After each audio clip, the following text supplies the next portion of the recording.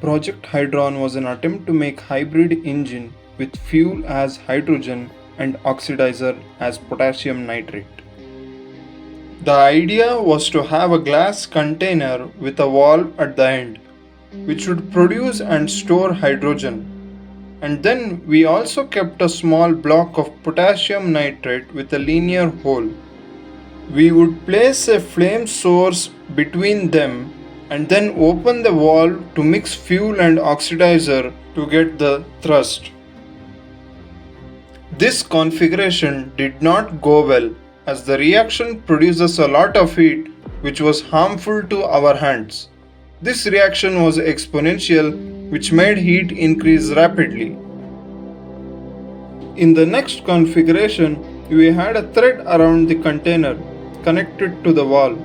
The thread was passed through a support channel so that when pulled, the valve would open.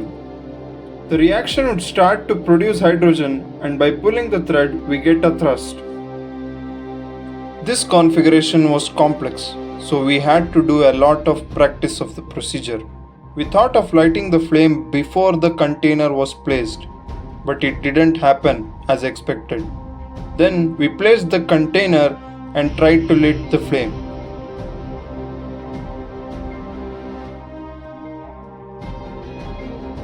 But then there was a problem.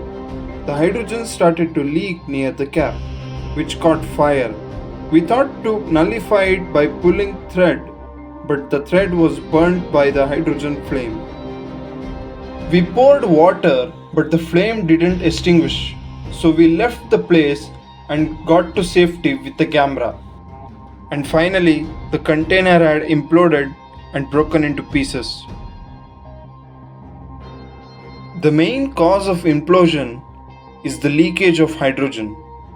And the second main cause is when we poured the water, there was a temperature variation in the container which made it implode.